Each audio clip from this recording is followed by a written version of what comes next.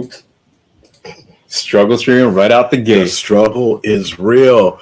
This is the TIP Network, where we help you level up with self-improvement, with a little sprinkle of sarcasm. And today we're going to sprinkle a lot of struggle streaming. So as you see, the setup is different. And we were struggling hardcore in the beginning. It actually all day. We're supposed to be scheduled at 5 p.m., but now it's 9:20. We on a CP time.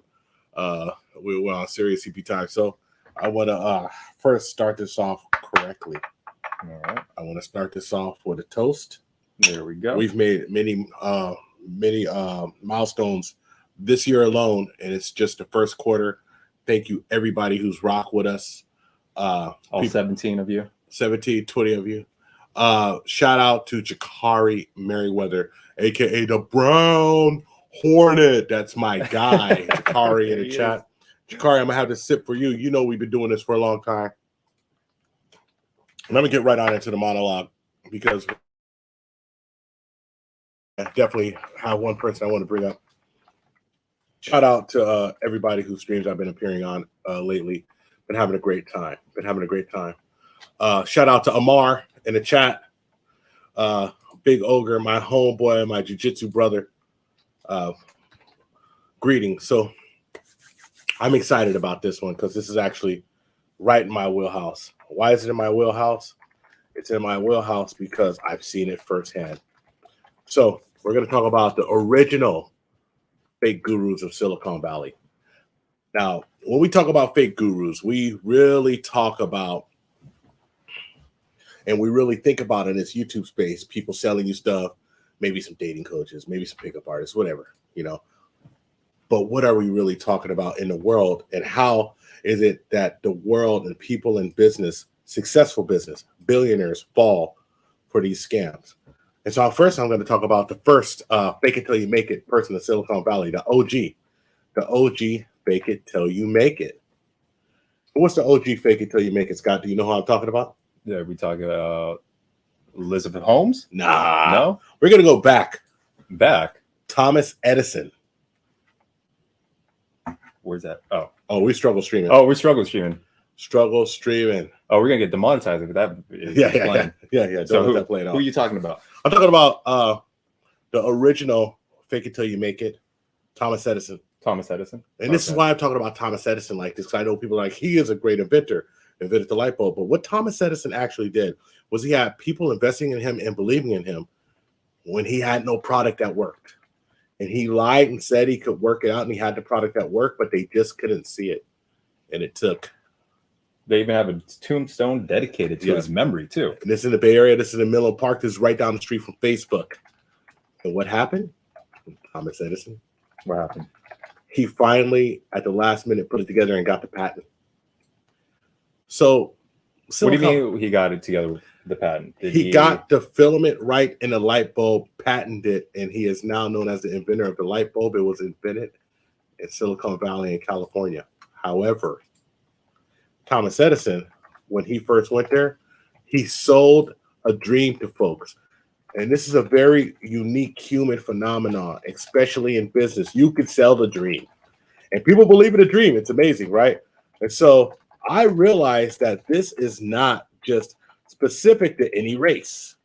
Not specific at all. And this is what I mean. Right? Let's take it all the way back. And let's talk about prosperity preachers. Mm-hmm. Now, I talk about prosperity preachers because my family being from the South. Oh, yes. Hold on. Let me replay it. Oh, yes. And I'm talking about Benny Hinn. Benny Hinn is a gentleman. He's South Asian. He's South Asian? He's South Asian. I thought Asian. he was Israeli. He may be Israeli. I don't know. But woo. Look at that. Hold on. Bring that back. Let's bring it back one more time. Let's bring it back. Okay. I'm sure I'll do it one more time. See, this is called that faith healing. He speaks tongues, and look at that. The whole crowd, or something. The whole crowd fell down. It? Yeah, no. Now, how is this possible? Is this everybody's paid? Is everyone he's touching paid? Is everyone in on a trick? On the grift? Is everyone in on a grift, or is it a mass formation psychosis?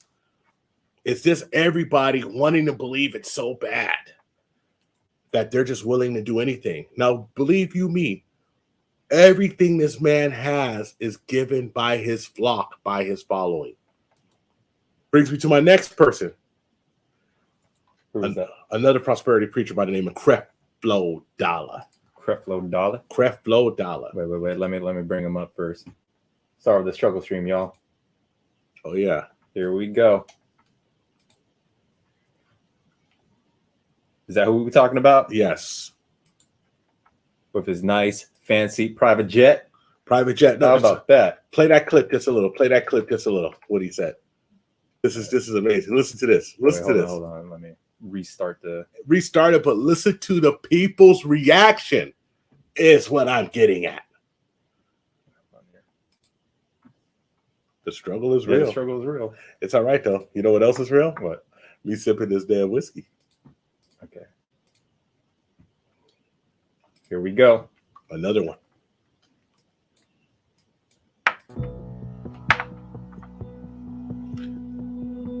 Can you hear it all? I can believe God as long as I want to. If I want to believe God for a $65 million plane, you cannot stop me. You cannot stop me from dreaming. That's good enough. So this man literally went there in front of the people who buy him everything and said, thank you for making me a multimillionaire. But God wants you to give me a little more. Can you please give me a $65 million plane? Because you can't tell me how to believe in God. I believe what he said. And guess what happened? What happened? He got the plane. He got the plane.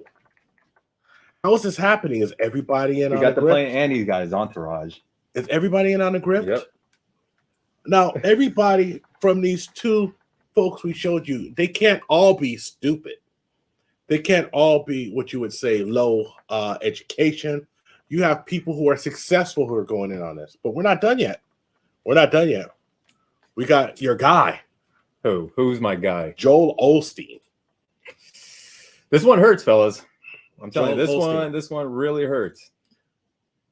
Joel Osteen. Let me if I can find a good proper picture here. I'll get there. He is right there. All right. Prosperity preacher. I know you guys say I go in on prosperity preacher, but it's a cold game when you dig off in the Lord's pockets, ain't it? All right, so let me give you a really quick story about my whole Joel Osteen experience. There we go. I actually think this man, hey, hold on. There we go. This man's oratory skills, top notch. You cannot knock this man's work ethic, his memory, able to memorize his speeches and deliver it every Sunday and every Wednesday. He's done a lot for me. Where I was on a some Salvia Divinorum. I was inspired to get on YouTube because of this one other YouTuber named Ralph Smart of Infinite Waters. But Joel Osteen was the guy that was making me want to be a motivational type speaker. So if you actually look at my Org Unity channel and you see my earlier videos, there is some motivational content there. So am I going to go out to the masses and be asking for donations? Hey, that's why there's Patreon. Hey, we have Patreon too, right, Grover? Yes, we're trying. actually asking the masses for donations. Now. Monetization maxing right there. Yeah. That's a shout out to the Black Pill group. So anyway. The folks who hey man, we're monetized maxing. No, but look, hey, I don't doubt the man's. Wait, real quick. Sorry. So I had this like one weird vision where I'm like, all right, with the way my life was going, because I was making some poor choices, real poor choices. And during those poor choice making times, especially with me on Salvia, I had an image of me being behind bars watching someone on screen. And then the image was of Joel Osteen doing his like little preaching thing. So I had the thought of, what if I was not the guy behind bars, behind the screen, and I was the guy actually on the screen doing some kind of preachy thing or motivational thing, doing speeches? I don't know. Just the guy that's going to be doing the speaking. So here we are on YouTube. So that's just my quick Salvia psychedelic story about Joel Osteen. Excellent. Shout out to Eddie Longs. Shout out to Ojit 1917. I recognize that name from a stream I was on earlier. Yes. Don't worry. We will get to those podcast scammers. Do not worry.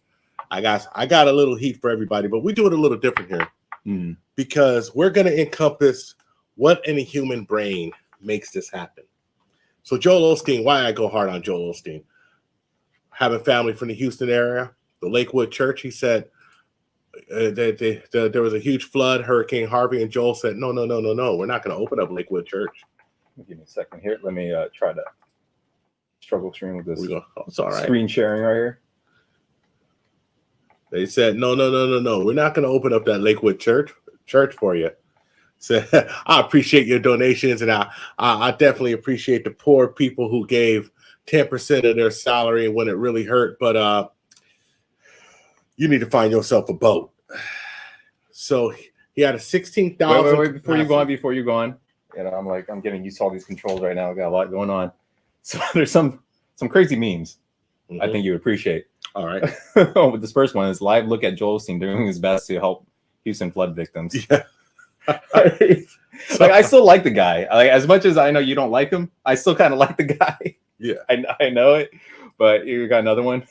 Joel Osteen prepared for hurricane season with a lock. And then we got one more. Joel wait, hold on. Let me. Oh man, let me bring it up a little bit better for you guys to see. Joel Osteen sees the weather forecast. I'm a lock up. So I just had to share that. Excellent. So this is what I'm saying. About this gentleman. Not that if the people who you're supposed to service 100% are sitting there in need of help, and you have a 16,000 capacity arena available, and you don't open it up for them, can you really call yourself a man of the Lord? Once again, I say it's cold when you go in the Lord's pockets because the people brought him that. Now, everyone says, Grover, how dare you just pick on these people of the Lord? You're picking on the people of the Lord. You're doing God's work and getting rich. You're not going to make it to heaven, son. We see what you're doing. So I want to go on and talk about Elizabeth Holmes. Elizabeth Holmes. All right, let me get a picture of her, a good one. Now, we talk about Elizabeth Holmes because she's in the news. She has a documentary out. She has a series on, there's a series on her life right now on Hulu.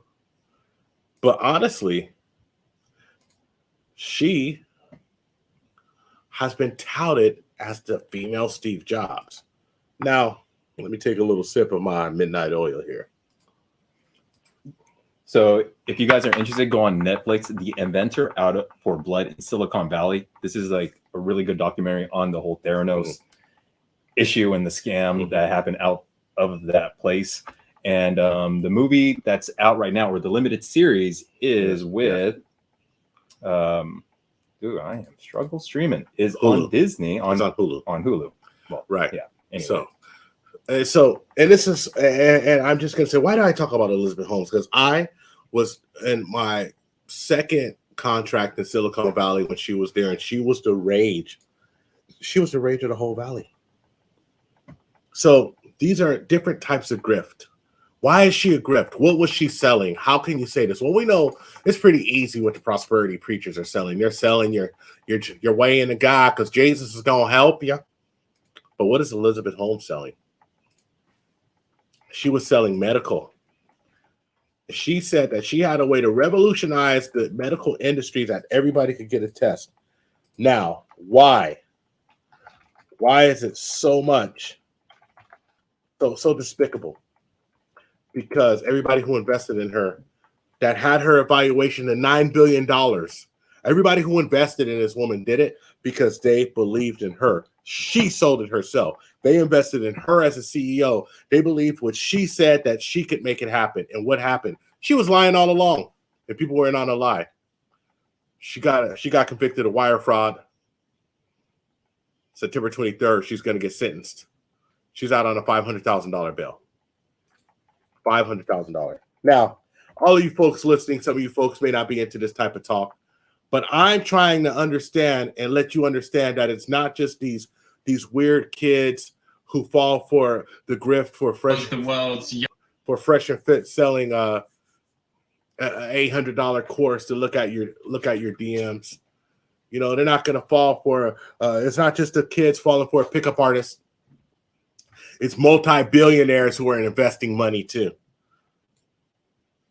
So I'm just going to tell a little story, and I'm just going to ask you guys what starts with this? How does this start? How do you have millionaires, people who are Ivy League educated, people who balance billions of dollars daily, hedge funds, investors, Sequoia Capital. And if you don't know who they are, look them up. Page Mill Road, Palo Alto, that's where all the money is out here. How are these folks falling for this? So Nixon Talks asks, would these types be considered grifters? Not only are they considered grifters, they're daddy long stroke grifters. See, the grifters that we're used to, that we talk about on this little internet space, Elizabeth Holmes looking at them saying, bitch, that's cute. Saying that's cute. But these grifters we're talking about here, these people here, we're not talking about thousands of dollars. We're talking about billions and billions of dollars. We're talking about wire fraud. We're talking about defrauding people. And it's all based on a lie. Eddie Long's just letting you know, Elizabeth Holmes is worth $0 right now. They seized all her funds. They seized all her funds. But, you know, she's blonde and some simp married her. And she's living she's awaiting sentencing in a 13-room house. 13-room house, are you serious? Yeah, excuse me. Yeah, 13-bedroom house in Silicon Valley. 9 or 13, I forgot. You know, somebody wiped her up. Baby, it's okay if you're a liar. I love you. You ain't gonna lie to me. Knowing she for the streets. She for them Silicon Valley streets, though.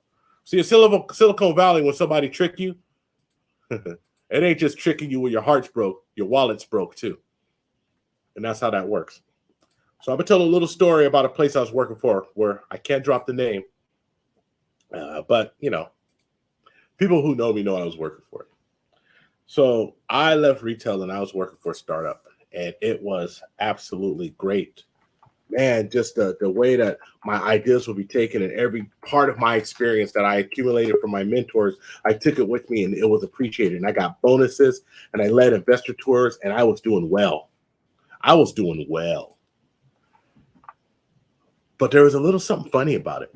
See, on our board, which the core management would meet with the board once a week. See, when the startups are coming up, the board, your investors, they really control what you do because they own part of the company. So the CEO had taken a strategic partner, and this strategic partner was in a transcendental meditation.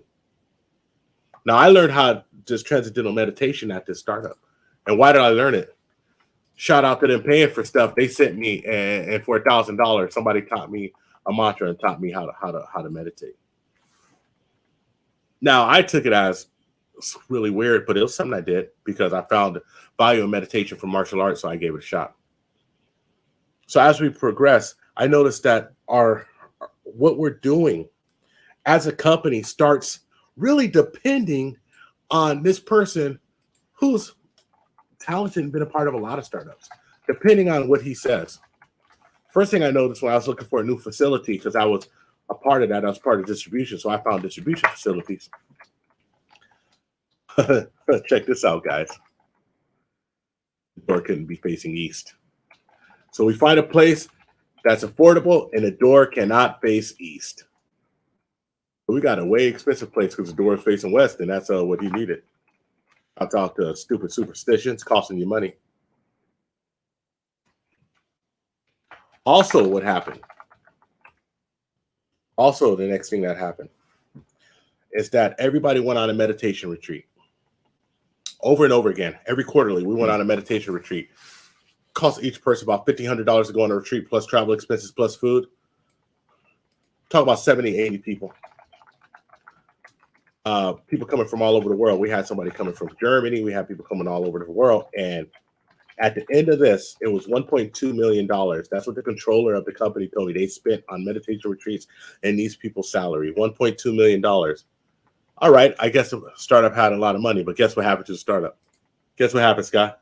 What happened to They ran out of money. They ran out of money. They ran out of money. How did that happen? Because they spent $1.2 million on meditation. Oh, man. They ran out of money. You know, they could just go to a Buddhist monastery down in San Jose for or free. San Francisco, or I mean, they got books on meditation. But the person who led them there had the CEO in his palm of his hand, and the CEO believed that was his path to being successful. Mm. So I want to hear what you guys think about that. Well, first off, shout out for you guys coming into the chat right now. I know we started off really late, but the struggle is real. The old school tip network right here, back in effect when we used to be called the Happiness Podcast Project. Did you like that name? No, I did not. No, that's why we say the tip. Hey, can you handle the tip? So shout out to you, Primal Studies. Thank you for staying up late with us. Primal. So I know before the Billions was in the backstage. We're gonna do it different. I want to bring up Caduceus. Okay. And then we're gonna do a Caduceus tip right here. Shout out to Caduceus. We're gonna put up our overlay. Yes. We gotta make sure it is who it is. And then we bring up Caduceus. Mm-hmm. Yo, what's up? What's going on? How are you doing? I'm just hanging in there. Funny thing is, like, I'm getting fucking sent nudes, and I'm playing back and forth. So it was a good time to put up the shield. Yes. Well, how's it going, guys? It's going great, man. I know. First of all, shout out to you. Great stream today. I was a guest on your the Vital Message. If you haven't subbed to the Vital Message, all 8 people who are in the chat right now, or 88 people, or 8,000 people who are going to watch this, you got to get over to the Vital Message. There are some quality conversations happening there. Quality conversations with a sprinkle of sarcasm, just like I like it. Oh yeah, and there was some smoke after you left, for sure. Yeah, we were setting up the struggle stream, and it did. I was hearing it, but I'm so I'm gonna go back and rewatch it and see what's up. It was a fun one. Like, it was like our chat was like the calm before the storm. Oh, so it was getting hot like that, huh? Yeah, it was getting hot. It was fun, and we had some great guests. We had Tony Bruno, we had Scribe. Yeah. We had Woody Johnson, Adam Max, Tony Bruno, Studies. Somebody I want to speak to. I've spoken to Primal before, but definitely want to speak to Primal. So what do you think about this? Do you have any experience with these fake gurus? I know you're from the Bay, and so I don't know if I say you're from the Bay, but you could be from California. I just feel like you're from the Bay. I don't know. I'm from the Bay. Yeah. Good, because I know accents when I hear it. I actually told Scott that I thought you were from like San Pablo Hills or something, but San Pablo. Did I say San Pablo? No, that's a rough area right there. Hold on. Shout out to San Pablo though. No, don't dox me too hard. I do have family there. Damn, I was just playing. I don't even know you like that. I do have some family. No, I'm not from there, but I have family from there. Right on. So what do you think about this? This fake it till you make it mentality? And can you? Because I was so interested. And the first question I ask you is, we really talk about the fake gurus in our space, but then I started looking out and I started saying, hold on a second, there's been fake gurus everywhere the whole time, like Benny Hinn and like, prosperity preachers, and then Thomas Edison was faking it till he make it. What do you think about that? My view on that. I think everyone feels like they're faking it in some degree. They don't feel like when they dive into like a new project that they don't have much experience in. They're like, really, you're paying me this much money? Like, I'm barely competent in this skill, like the imposter syndrome that some people get. I know that I'll probably be feeling that when I'm done with med school and I'm in residency, and I'll be like, I'm a doctor, but like I don't feel like I'm the best at treating patients yet because I haven't done it as much. But I guess confidence will come with success. So I guess you do kind of fake it till you make it in that regard, because you can't show your patient, you can't be like, I don't know what I'm doing. You got to be like, okay, here's our plan. This is what we're gonna do. We're gonna put you on this medication, and then does that all sound good? Do you have any questions for me? And act surprised. Oh my God, that's horrible. No. Yeah, and I see that in medical school. Like you'll be struggling, and then you'll see everyone. They look like they're doing fine, but if you actually talk to them and like mention what you're going through, they'll be like, "Oh my God, you too?" Like, are you too, man? Yeah. Yes. So interesting. So with actually going back to the fake it till you make it, do you think in your line of where you're potentially going to start working, fake it till you make it with medicine is totally not okay? Like, you actually have to be competent in knowing what you're doing. What about you do more like fake it till you make it, where let's say you have low confidence, but then you start to learn how to have confidence by embodying a personality with confidence, like more of a mindset thing. That's more like it, because you do have the knowledge, you just don't really know how to put it all together. Mm-hmm. And the ability, you have the knowledge and ability, but you just don't know how to put it together. Now, with a lot of these like grifters that you're talking about, like they're just selling you nothing and saying that they're just selling you a bag of rocks pretty much, and telling you that they're magical. Exactly. And to me, I was always surprised when it went like, because I'm like, this person was from Harvard, my CEO, right? Everybody's Ivy League, and they're going along with it. Like, yeah, this seems great. And I'm like, I'm sitting there looking around and like, am I the only one who thinks this is flipping weird? Like, am I the only one who thinks we're going too far with this? And then coming to this space, I'm not shocked now where somebody can like follow, have somebody certain things that I find just totally weird. Like like to me, rating my Instagram for $1,000 is ridiculous to me. It's just ridiculous for me because I'm sure that information is free somewhere. They don't have a secret. If it's important to me, or just in general, looking at folks who are, I'm just surprised there's no economic barrier to like being fooled by somebody, if that makes sense to you. Mm-hmm. Yeah. So, real quick, just to answer Eddie Long's question, how much time did Elizabeth Holmes get? She hasn't been sentenced yet. Right? Not yet. She faces up to 80 years behind bars and $1 million fine after her conviction on 1 count of conspiracy to commit wire fraud and 3 counts of wire fraud related to defrauding investors. Each count carries a maximum sentence of 20 years and a $250,000 fine. With inflation, who knows? Legal experts agree Holmes is headed for a cell. And if you actually research this a little bit more, I guess there's some kind of leveraging that's happening with her ex, where he's holding keys to her having a reduced sentence. Wow. Yeah, I remember this company. That was the one where they could like figure out what meds to give you off of just a drop of blood or something like that. Yeah, it never worked. And I remember, 100%, right? And not only was it a scam, but everyone fell for it. Like Walgreens, and it's something like Walgreens like purchased the units in advance. So Walgreens purchased the units in advance and had them. They were going to be the only way that you could get your blood tested at Walgreens. And I'm just like, Walgreens pharmacy. And, coming from retail and coming up in retail and transferring over to the tech space as an adult, Walgreens was like, it's the largest pharmacy in the United States. It's a big dog, so yeah. That was really, really stuck out to me, man. Any other thoughts on this? Any other fake gurus or anything like this? I mean, that looks like a shredder that like when you put like documents or credit cards into. Dude, saying like, oh, you just put a drop of blood in this thing, and then boom. Yeah, have you seen the Netflix Investor out of Silicon Valley? Have you seen that one? No, I haven't.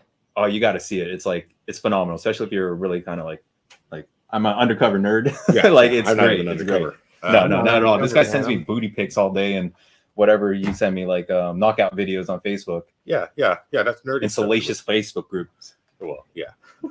Thanks. Shout out to Scott for just not keeping it a secret. Good luck at the bad timing awards. Bad timing. But yeah, bad timing though. You got a chick like proposing me to like. I got like a good call from some girls, and I was like, I gotta do it for my boy Grover. He came on my show. I gotta go on his show. Man. Hoes, man.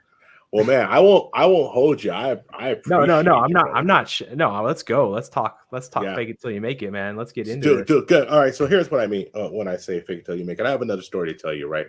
And this is why I go so hard on prosperity preachers. When I was young, Reverend T.S. McCall at the First Missionary Church in Hunters Point in San Francisco, I used to go there. And this church went from being in a cafeteria at a school where they were just allowed to use, I think it was a private school, and they would take money. And put in a collection plate, and we would take money all the time to build a new church, And my dad, who was a carpenter by trade, would literally go and volunteer his time and start building the church. So I'm like, I think it's 88 or 89, so I'm like 14 or 15. Which shout out to being old and being a teenager in the 80s. And so I'm sitting there and I'm like, hold on a second, Dad. If they're not paying for labor and you're volunteering your time every weekend to build it, they're not paying for materials because they're getting all of their materials from donations. They don't even feed you. What do they do? Like, how does this work? And my dad said, we're doing the Lord's work. Shut up. You know, my dad, strong Southern Baptist. So what happens with T.S. McCall?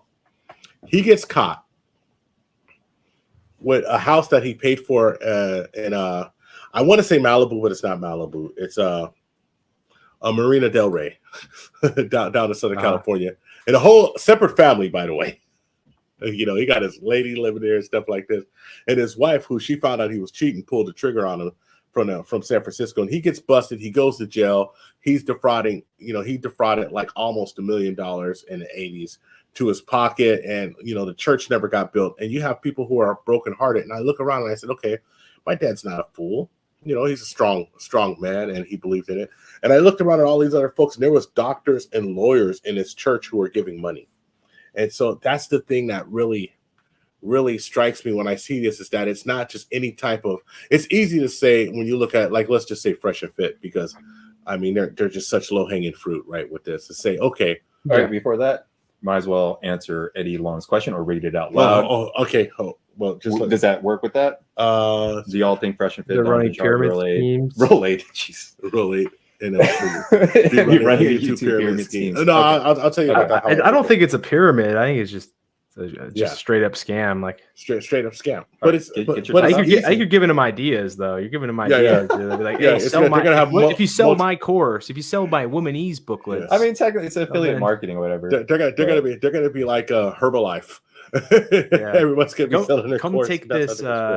Come take this vitamin, and you'll become an alpha, bro.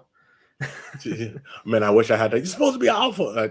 Or doing those Instagram posts with those teas, weight loss teas. I don't know. All the girls got all caught up in that. Yeah, but you know, let me tell you the weight loss pill that worked. It was ephedrine because it was straight speed. That's what. Ephedrine was straight speed, but there's another one that got banned. That uncoupled the electron transport chain in the mitochondria. So like people were just burning energy, but weren't like getting any ATP out of it. Yeah. Oh, really? And that was like killing people. So they got banned. They had to stop that. When people drop dead at work, you got to stop. But no, what I was saying about Fresh and Fit is it's really easy to say. It's really easy to pick on their fans. It's really easy to say, listen, these kids, they got to be 14, 15, 16, 17-year-old virgins. And this is why it's happening. Or someone who got scorned by a woman, this is why it's happening, right? Okay. But it was almost like you were going subliminal hint right there, like 16, 17 years old. What if it's a 40-year-old guy that likes Fresh and Fit? Yeah. Oh, God. Okay. But what really, when I look at this, I say to myself, I've seen intelligent people. I've seen people who graduate from Harvard fall for grifts and for schemes and for lies. Mm-hmm. So it's not, you know, for any type of group of people. It happens to everyone. And I think there's something in the human brain, the same thing in the human brain, that when someone throws up and you feel a little queasy, it's the same thing that makes you susceptible to that if you don't really engage your higher understanding of critical thinking. And so answering Eddie Long, which I think that's absolutely a good question. I don't think they're a pyramid scheme, but I think if they could figure out a way to have a pyramid scheme so they could do less work and just sit at the top and collect money from people, they would. I mean, I actually think they would, because I mean, I think a lot of folks are just in it for the money and not really in it for any educational or substantial value. Yeah, it makes sense. Yeah, but here's an important thing, though. If you're going to call out someone scamming like that, you have to have something of your own. Like you have to point them to somewhere that's good. Because if you're calling something that someone's been consuming as garbage, you got to give them a replacement. So like because I see a lot of channels that like hate on Fresh and Fit, hate on Donovan Sharp, yet their advice, their channel, it's like they're trying to be the bootleg Fresh and Fit and Donovan Sharp. It's like you gotta it's like you're calling out McDonald's for having bad, unhealthy food. You got to come out. Your restaurant's got to have something good, or you got to lead them to good restaurants so that they can eat healthy. Right. Otherwise, otherwise they'll just be like, like yours is just as unhealthy. At least McDonald's tastes good. That's what they're going to be like. Well, I think with like coming from the content creator side, and I'm sure you know this, everyone's mimicking the fast road to success. We already know that money, entertainment, drama, lust is the fast way to get more eyes, more attention on you. And so I see a lot of mimics with that. And I see a lot of, I don't like to say predatory behaviors from other content creators when they want to sell a course, especially like the pickup artist genre. And I'm not trying to say it, but it's like you're preying on people's insecurities that they are not, that they're lacking some skill that these content creators or these salesmen have, that they have the unlock to success to women. And so it's like, I think it's really good. Actually, going on the black pill space, because I was attempting to try to understand what the black pill was all about. And at first, from an outside perspective, I kind of saw it as like very assertive, very aggressive, you know, and I heard things about it being nihilistic. So I did the research and I was watching the video. I'm like, oh no, it's not nihilistic at all. It's actually the aggressive and assertiveness I've seen from the black pill space is because they're so upset with people from red pill or white pill proclaiming that they're trying to help men self-improve, but they are not. What these guys are doing, from what I'm hearing from the black pill space, is that red pill and white pill are intent on selling courses and not wanting to help men develop into the best version of themselves. So correct me if I'm wrong, if that's if my assessment doesn't ring true or whatever. Yeah, that's where like a lot of the gripes are. Like, and a lot of these guys selling courses, they might believe that their thing works, but we're just pointing out that they got to prove they have the burden of proof. Like we're kind of standing with the null hypothesis that your intervention will do nothing of significance. And a lot of these guys don't have evidence that their stuff works, yet they're charging thousands of dollars. So it's more about like it's more about informed consent so that you can so the people potentially buying these courses could have full autonomy before making a decision. So it's kind of like buyer beware. Yeah, and like if you look at ethics in a lot of ways, you see it from the principle of autonomy. If you follow like a principlist approach, you need full informed consent for someone to have autonomy in a decision making. Wait, repeat that. A what approach? A principlist, like principlist. Oh, principlist. Okay. Yeah, if you follow that approach. Respecting someone's autonomy, you need to give them the full information so that they can give consent to the deal. And like for example, John Anthony, like just an example, him telling guys that being on PrEP and Valtrex and the vasectomy will protect them from STDs. He's neglecting the fact that there's a small chance you get an antibiotic resistant strain of chlamydia that you can't get rid of with Zithromax, or you pick up genital warts that might end up scarring your genitals after a while, something like that. That's like you're omitting important details that someone has to know before making an informed decision. Absolutely. I actually think that that's really that's not only the way to go, but that it's the intelligent way to go, and actually the intelligent way to attack this situation, because it's not actually a personal attack. It's just saying like, listen, the burden of proof is on you to prove that what you're selling works. I'm just skeptical, just as I would be skeptical if I was going to buy a car and spend thousands of dollars on a car. Why not?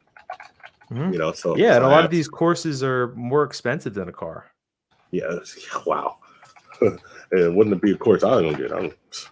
I'll be okay. I'll just make it the way I'm gonna make it. Yeah. Like I would the guys that make the content aren't the target audience that would buy it. We just kind of want to project the perspective as if we were buying it. That's the only way. That's the only way that we can really determine whether these guys are providing any value. Okay. Before the billions, can you say something real quick for us? Yeah, can you hear me? Okay, yeah, cool. there you go. Yeah, now we can take away you're using the shield. Hey, we're kind of calling it the Caduceus shield. Yeah, it's the Caduceus method, sir. So I would like to welcome Before the Billions to the stream. How are you doing, sir? Hello for staying up late with us. Yeah, I think I know you. I know you in the ATL. I know you like these fools is operating on West Coast time. For you, right? Yeah, man, it's 1 o'clock in the morning, man. man, and the lead just got off, and so or the lead might still be on. He might still be doing his monologue. The lead, how he do it. Yeah, man, it took like 2 hours. He said he's gonna drop the link as soon as he came on. So please tell us about your channel. What's your channel about? Yeah, yes, sir. So What's up, everybody? This is William from Porta Billions. I am a professional data engineer, and I help people get into the tech industry. In addition to that, I go through many different discussions about different topics and also do interviews on my channel. I actually just had an interview earlier today with the founder of Technologies of Color. So please go check out the interview if you get a chance. Excellent, excellent. This stream is right up your alley. And actually, I think the stream is right up Caduceus's alley also.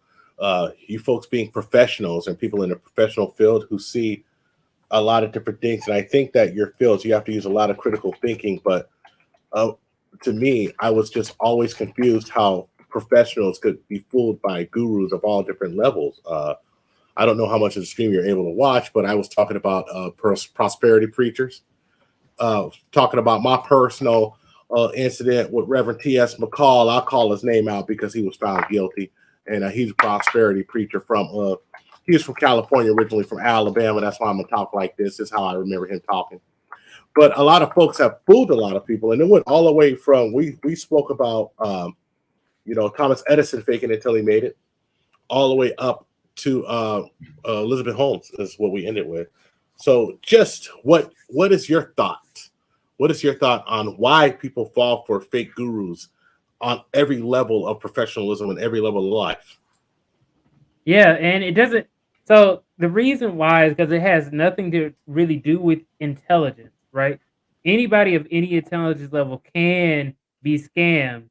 And actually, one of the biggest things that you'll hear within like cybersecurity as well is that, hey, you know what? Social engineering is something that works very frequently. So you have a lot of people who just, let you get into their Cash App or their Instagram or whatever social media platform just by speaking to them. And you don't even have to speak to them. You could just say, hey, you know what? I'll give you a free gift card, a $20 Walmart gift card, and I'll go ahead and let you into my, my whatever, my social media platform of choice. And even with that, is that it really just says to the ability of people being able to sell themselves and then also be able to, the willingness to take advantage of others and not actually care. Right. So that's why you have so many old grandmas or, older people, they get taken advantage of, especially when they're talking about getting a gift card from CVS or Walgreens or whatever, and then actually giving them the numbers to that gift card because they say, "Oh, you know what? I'm gonna send y'all to jail if you don't give me the gift card of $50 or more." But and even that, I actually just watched a live stream earlier today on Pocket Watch with JT, and he was talking about Jay Morrison. Everybody, well, I ain't gonna say everybody, a lot of people know that Jay Morrison has been found guilty and was actually he was a convicted felon, right? People know this. You are like, okay, he's already convicted of a felony. That should already disqualify you from a lot of things already, especially dealing with money or handling people's money, right? But with that, people are still getting caught up in these scams, regardless of all this information that they're putting out here. So shout out to Pocket Watch with JT. He was talking about how he uses something called affinity fraud, which is saying like, hey, you know what? I am somebody of your community.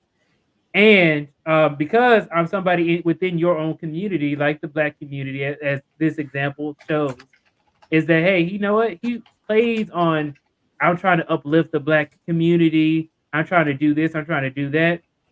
And then what happens is you have people who get caught in that scam.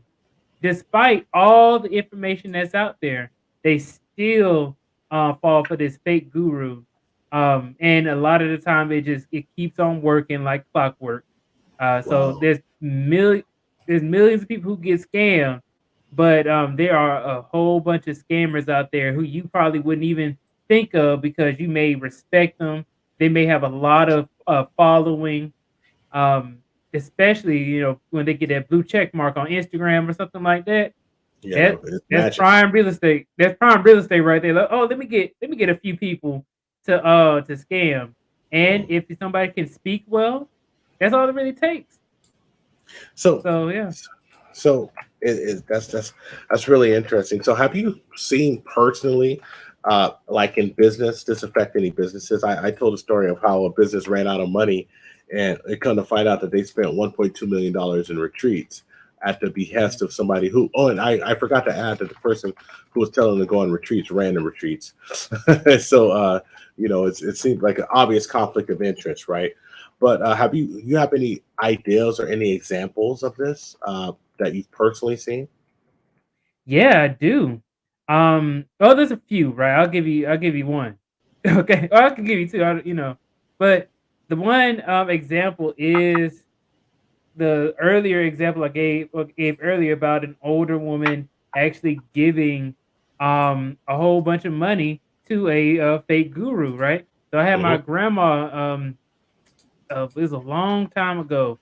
She used to watch, like the prosperity preachers that be Oh on yeah. BET after late night, Oh yeah. like Peter Popoff or Mhm. oh my gosh, there was the other guy. There's one other guy, I can't think of his name at the moment, but he was another prosperity preacher. She used to buy his books religiously. You Mhm. know, funny enough, right? He's by his he's by his No books pun intended. religiously, and it yeah, no pun intended. But Yeah. yeah, and then it got to the point where even my granddad was like, "Hey, look, you spending too much money Mm. on these books because we need to pay bills. You buying all these books, you buying the water, all this other kind of stuff. The water just pee, like it ain't even water. Like Yeah. it's foolishness.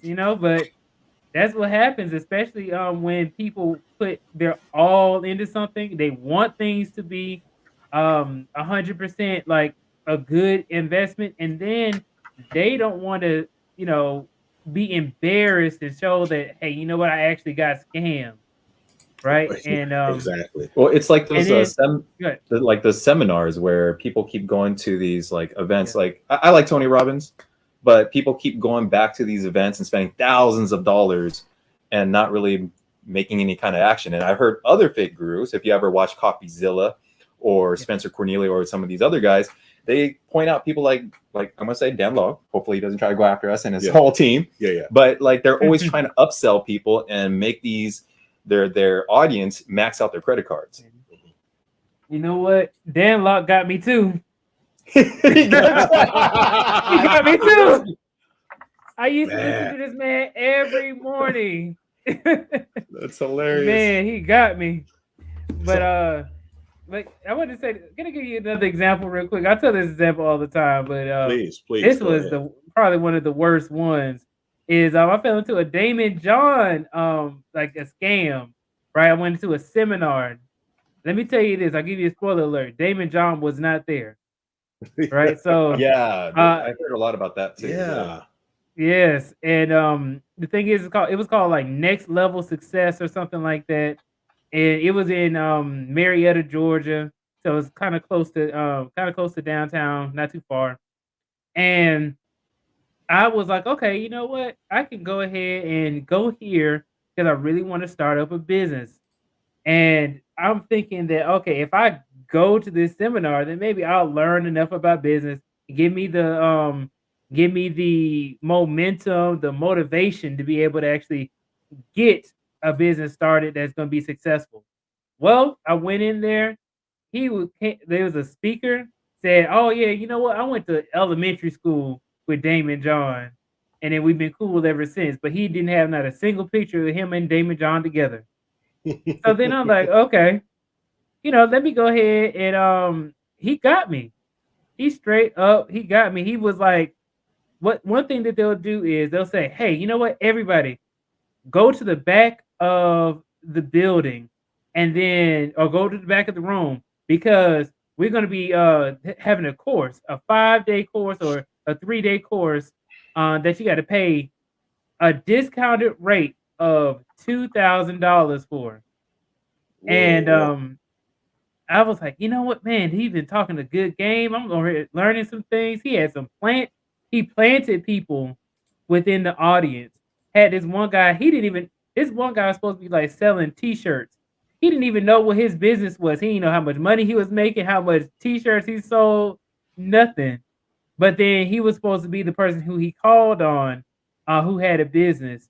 And it was an older guy. He had no clue what his business did. So I was like, okay, that should have gave me the red flag. But it didn't. I went up to the end, to the back of the room, because you see other people go to the back. And I was saying, you know what?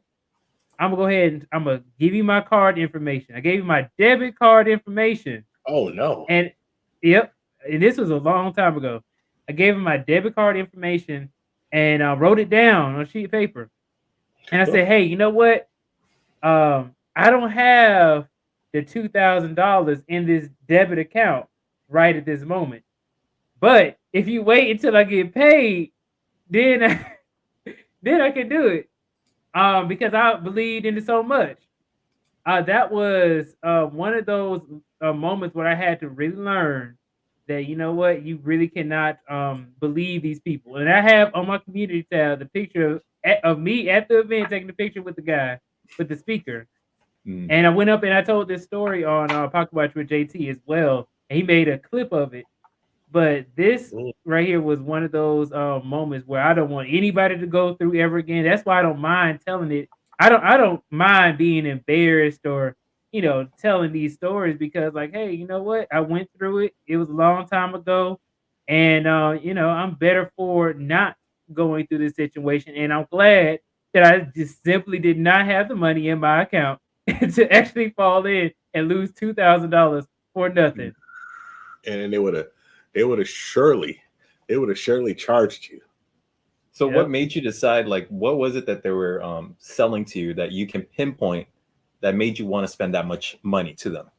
Like, what were they going to do to help improve your life to spend that money? You know what what they were saying was cool. I learned a few things as far as business taxes and stuff like that. They never said that they were certified as a financial planner. So that's one thing, but they were giving financial advice. Right. So that's another thing that you need to watch out for. But the thing that got me was people going to the back.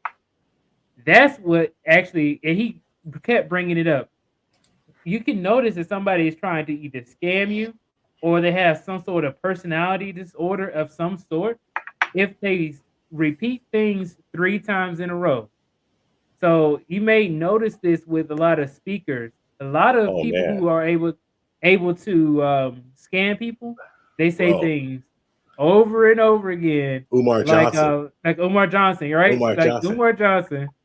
Yes. Gotta say one more time. Umar Johnson. The money's coming in. The money's coming in. The money's coming in. We have the Frederick Douglass pool. Yes, they will be swimming in the Frederick Douglass pool. The Frederick Douglass pool. You watch Umar Johnson. It's hilarious, but he says things 3 times in a row, man. Yep. Or they speak in third person. Either 3. It's weird how 3 comes up so many times. 3 times in a row or in third person. A lot of the personality disorders that you may see have to deal with this. And then also just things in real life that have to deal with 3s. But right. Yeah. I think some of that has to do with like numerology, actually, because like I mean, I'm sure you guys probably know this a little bit about me, but I understand a lot about metaphysics and new age stuff, and I noticed these things go hand in hand, where these people selling these courses are starting to bastardize the metaphysics of like the Kabbalion or Manly P. Hall, those ancient teachings or esoteric teachings that you find from even ancient Egypt, Hermetics, you know. Yeah. So that's what got me. Yeah, that's what got you. You know what? You know, they kept saying things 3 times in a row, and they had people going to the back. So you're like, it gotta be true. Yeah, but let me tell you, like some of the things he was telling me, he sprinkled in some truth with lies, and I noticed it afterwards. Is that you know, because this is my first time ever experiencing like going to like a seminar in like a hotel business room or whatever at the bottom floor. And some things that he was saying, like, oh, you know what, just get into Amazon. I think it's Amazon FBA, and then you can just sell your products. Right. And then he got this guy up there who didn't know what he was talking like at all. Like, okay, like Grover Scott, you guys would know, like, if you ran a business, you guys would know what your business sells and how much of whatever you sell. You would right? know If your you core, had a, you would know your core competency. So any business, you're going to know your core competency. You're going to know what it is that you do, just like your channel, what you do, what you talk about, where do you want to go, where are you right now, and what are your plans to get to where you want to go. If anybody doesn't have that, they don't have a business. What they have is a dream. facts. And that's what that guy had. But then he made it sound like it was a bit like, oh, you know what, this my buddy over here. I had never met him before, but he cool to me, you know. And the thing is that he made it sound like a job was like slavery. Right? That's what he made it sound like. And he was like, you know what? If you're not selling products on Amazon FBA, then what are you doing?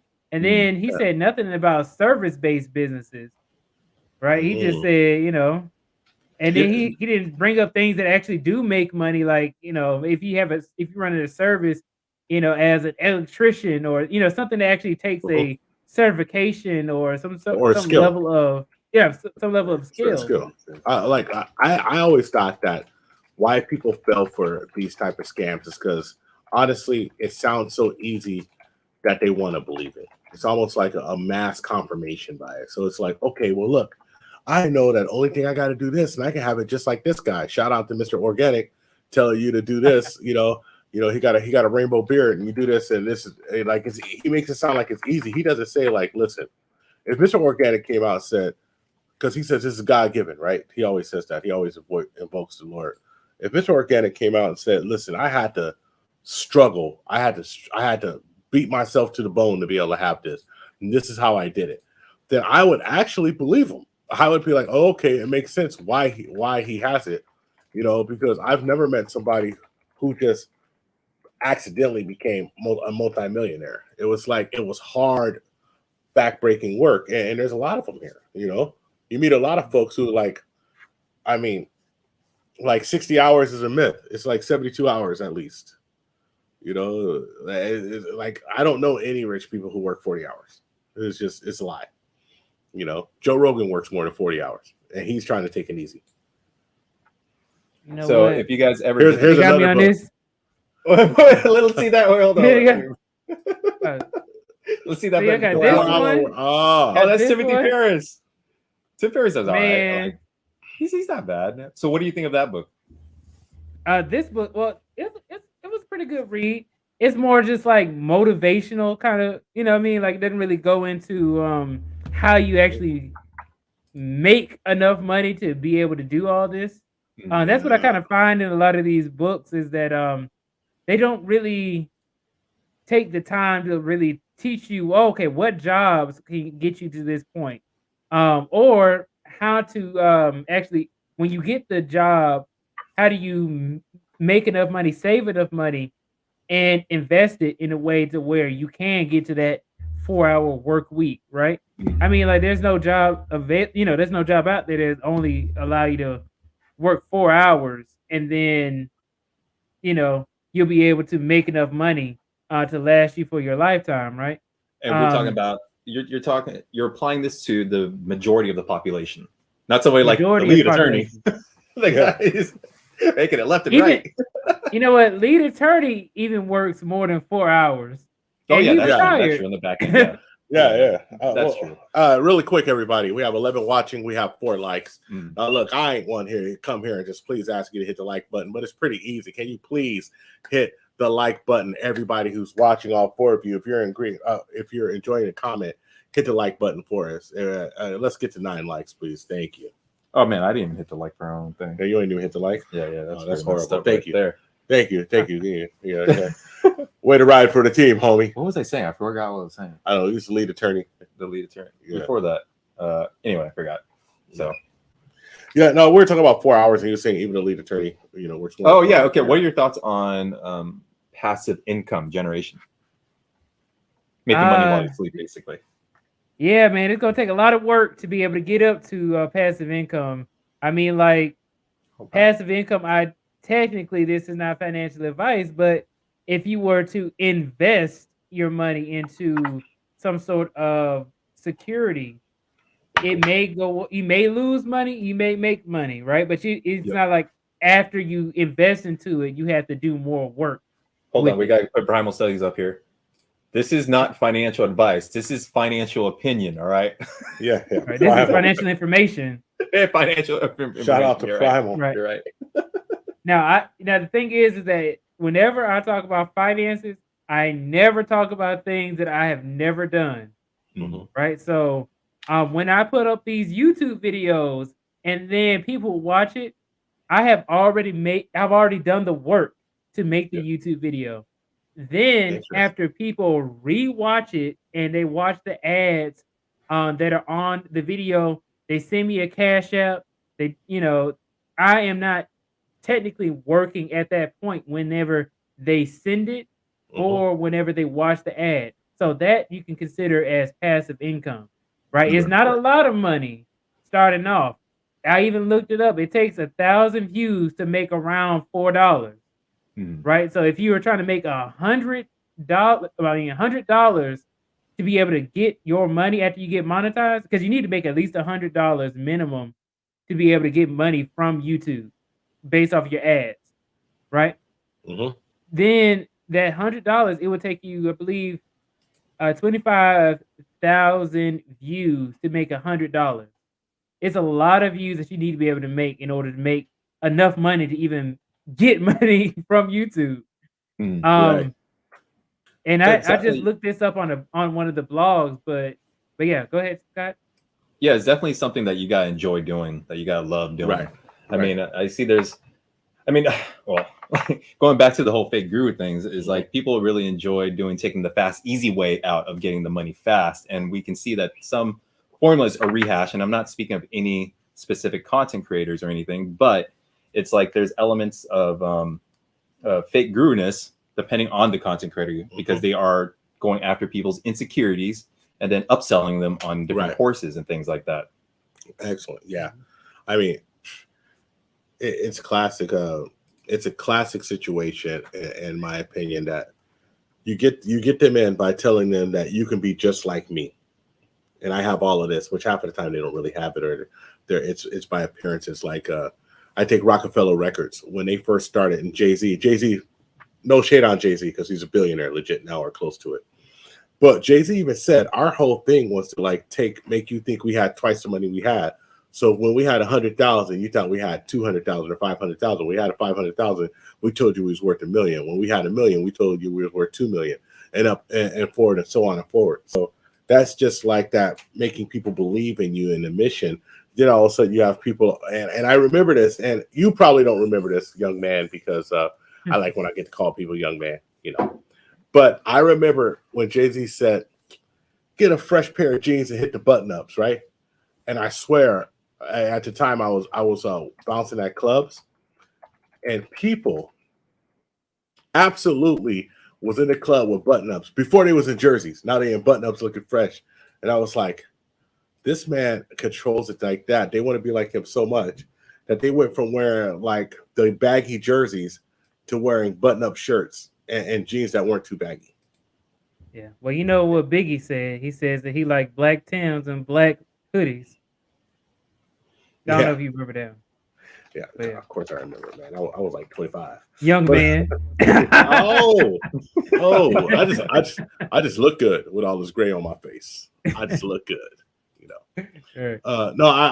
So we're man, thank you so much. We're really talking about bringing in we really want to do like a business oriented stream once a week. It's really easy to be like over the top salacious and talk crap, but at a core, I'm a businessman, and I really see a lot of things that apply to business in everyday life. And this YouTube situation, it really applies to business. Like I tell everybody, we treat this like a business. Like if you mention something like, "Hey, tell me about a stream Tell me if you have this subject. We probably already have it recorded, and we just haven't dropped it yet. Yeah. I mean, literally, we have enough recorded material, and I love telling people this, that we could drop a video once a week till September. Yeah. I'm definitely on the O'Shea Duke Jackson editor train. We call it, no, actually, I said we got shout out to D. Yeah, a shout out to O'Shea Duke Jackson. Booty Club Sounds. But now Scott is on an O'Shea Duke Jackson editing plantation. Boy, he like sometimes Scott will come over. He's like, man, I'm gonna just edit here right quick, right? He'll set up his laptop. I'll be like, dude, I'm gonna go to sleep. I wake up in the morning and Scott's there editing with a half a pot of coffee missing. I was like, wow. Yeah, and still gotta get to the thumbnail too. Yeah, and then after that it's the thumbnail. But like and just talk a little bit about content creatorship since we have you here, and just any nerds in there who want some content creatorship. And also I want to give a shout out to Caduceus. I know he had to leave.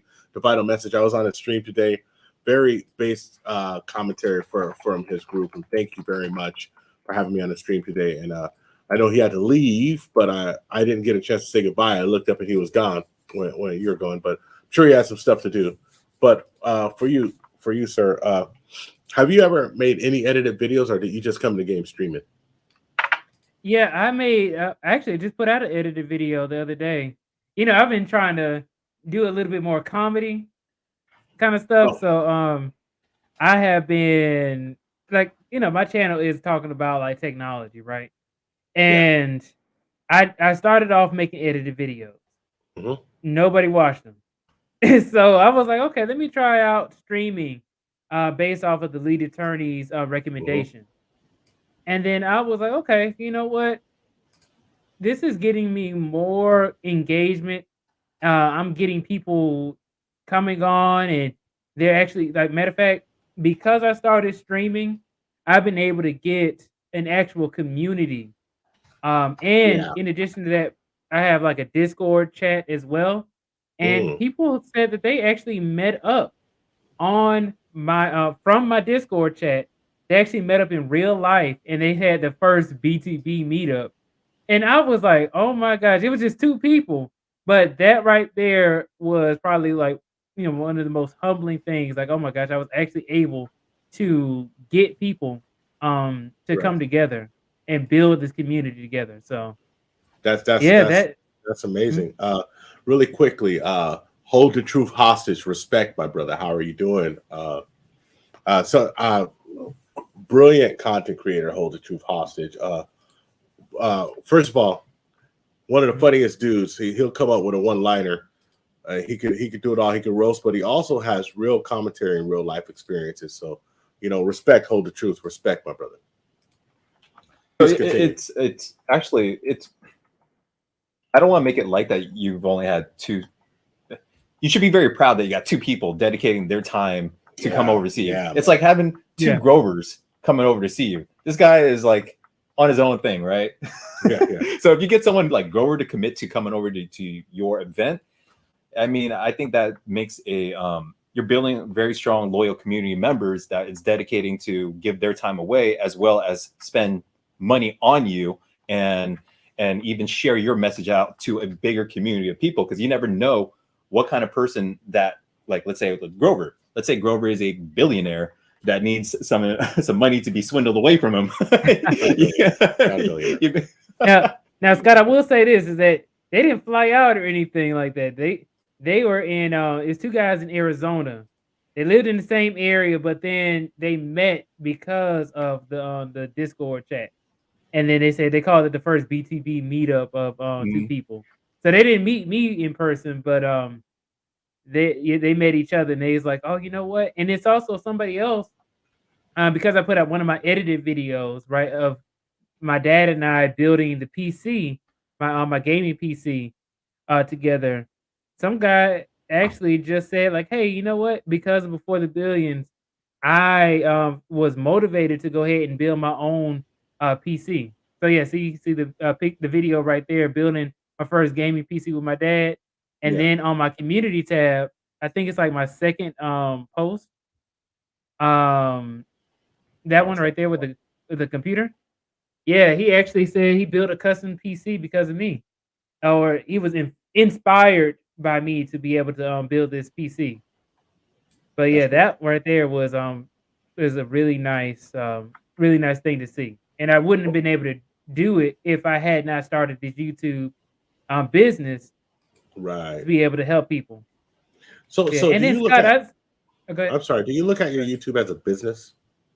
Yes, sir. I actually have an LLC for Excellent. Before the Billions. Excellent. You're gonna ask Scott a question. I apologize. Yeah, I was saying, Scott, I see Davinci Resolve over there. And Uh-oh. yeah, man, I was like, okay. You I know, use DaVinci Resolve too. I have not used DaVinci Resolve. DaVinci Resolve is a free editing software program, and it's used by professional movie studios. So if any of you guys are content creators and you want a free editing software, DaVinci Resolve is one of the best ones because the movie studios are using it. And then there's also Filmora. But yeah, DaVinci Resolve is like the best when it comes to color correction, and I actually have a course that I still need to take. But of course, you know, just working away here. So eventually I might get to it eventually.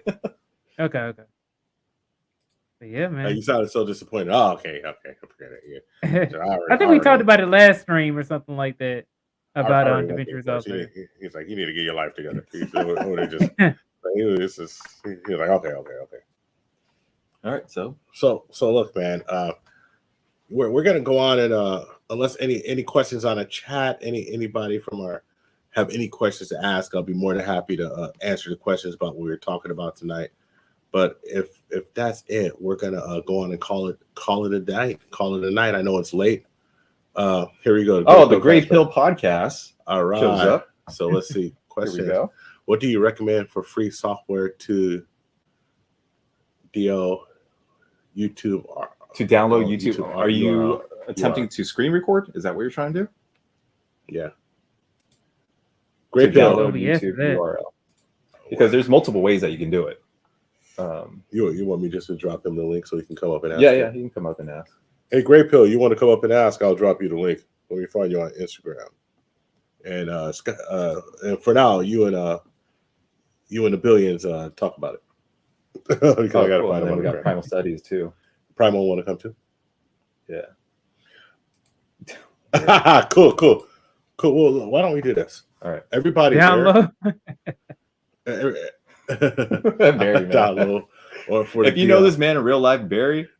Oh my God, this guy's hilarious. Shout out to Barry though. He's super duper supports, man. That's my G, but he's crazy. Why don't we do this? Who's all here? I know everybody here. We have Gray Pill Podcast, Primal Studies, and Hold the Truth.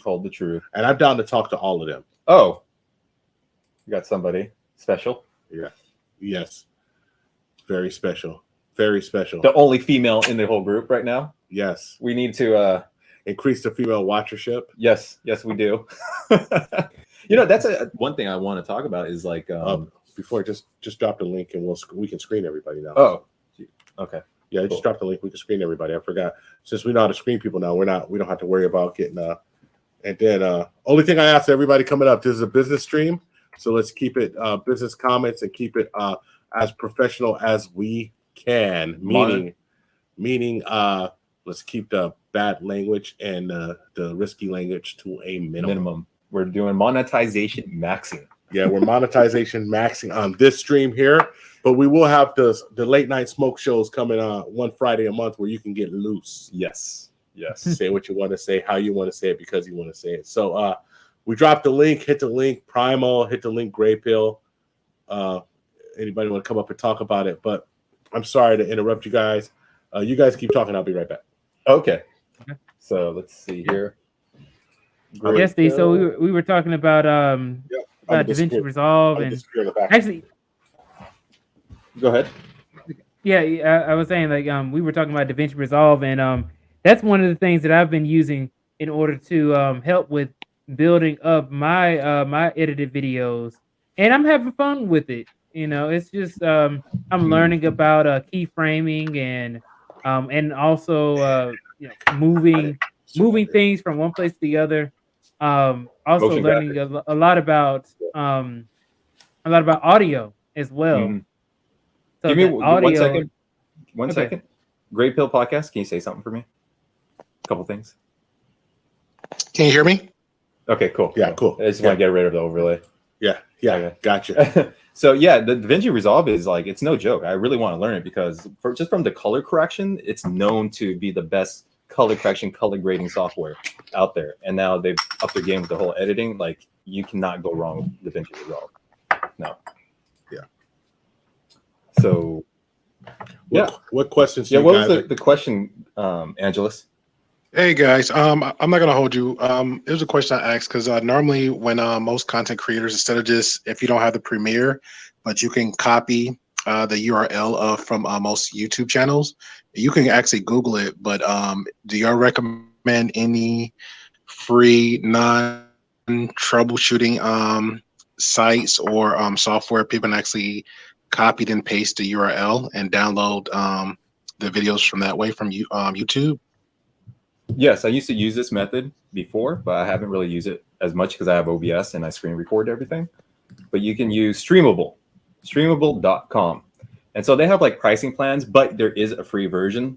The thing is, when it's free, from what my memory serves me, is that it's you only get so much that you can save. And after like 60 days or 30 days, I forgot when or how many days it is, it erases what you saved, the URLs that you saved. Okay. Yeah, so streamable.com is the answer to that question. right on? Okay. I appreciate it. That's definitely a Scott question, just to let you know. Yeah. So you I- found- yeah, you it just, found the it just guy something for came to that one. mind. Yeah. Yeah, it just came to mind. I know the viewers pretty much want to ask. I know everybody's trying to jump on a YouTube game and they get a little bit struggling because you can't Google everything because sometimes you might get some viruses and stuff like that. So any recommendation would help as another option. And of course, I mean, you can always use StreamYard too. I'm not StreamYard, OBS. Yeah, I would use OBS, Open Broadcasting Studio, I think, Broadcaster Studio. And you can download that from Open Broadcasting Studio. And it's free. OBS also do screen recordings. Yes. So actually right here, I can't really see it, but yeah. So this button right here, I'm highlighting, start recording, and you can record it. And that's how I recorded a lot of different video clips and inserted it into our videos. Okay, that's what's up. I appreciate it, guys. Yes. So, you have any comments on the fake it till you make it mentality that we were talking about, and the fake guru mentality, and how it can affect business? It's our Sunday night. This is our Monday morning business stream that we do Sunday night. I was gonna say now you're in great value Monday mode here, and hey, Well, I can't drink Billions, Mondays at appreciate work, you, so man. I do it here. Yeah, appreciate you, Billions. I just subbed to check out your stuff, so I appreciate you putting out good words out there. I see the Dave Ramsey book in the background, so whenever I see somebody looking at Dave Ramsey stuff, I gotta at least check it out, right? Yeah, thank you. Yeah. Yeah, so I appreciate it. Yeah, no problem, man. No problem. So it's funny because so many times in my life, I've seen people that exactly fake it till they make it.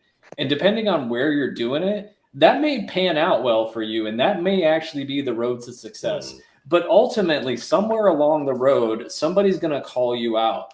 And I hope if you've been faking it to that point, by the time you get called out, you better have made it and you better have become the person that you said you were. Because if you're not, you're going to lose all credibility and you're going to fall out. And then if people find out that you lied along the way, then you're probably still going to get fallen out either way. So I had a joke. I was a young military officer at one point, and I didn't know anything about anything. But you know what they told me? They said, man, just get up there, be in the front of the room, act confident, and just fake it till you make it, right? But on the back end is you got to go back and do your research and figure out how to do things and figure out the way to conduct yourself. And you find people along the way that can help you make it, and while you're kind of faking it. But just know that if you're just faking it, you're going to get called out eventually. That's just the way the game goes. Yeah, I definitely agree with that. It's just pretty much as you're coming up, try to learn and keep pushing through. And then at the same time, give yourself a time limit too. Just don't say I'm going to fake it till you make it to 5 years, because 5 years is a little bit long and you can kind of get caught out there in 5 years. Probably less than that. Yeah, very less than that. Depending on how you trying to fake it. Because if you're trying to fake in the way of glitz and glamours and girls, cars, and money, that come too quick. But if you're trying to fake it till you make it, like for example, my hobby's always, my motto always been broke and busy. But on the side, I could be like, hey, I'll pocket every little thing I have, and then show another little new clothes, new sneakers once in the blue. But I'll, some people like to hide in the cut at the same time. So that's my little old way of fake it till you make it. But at the same time, working hard, saving my money, exploring other options to make the ends meet, another avenue to make another profit. So that's my way of faking it till you make it. But I'm to myself. I'm not out in the streets flaunting. I'm not out in the streets trying to pretend to be somebody I'm not. So that's pretty much how it goes from there. Mm-hmm. So because that's people very want. Interesting. Yeah, you guys said that. It's very interesting how both of you phrased that. Fake it till you make it. Now, I always thought that the best and most potent thing for you to do is not oversell, but undersell yourself and over deliver. And so that's how I came up in the game, and that's how I've been successful. Where I've been underestimated, even right now.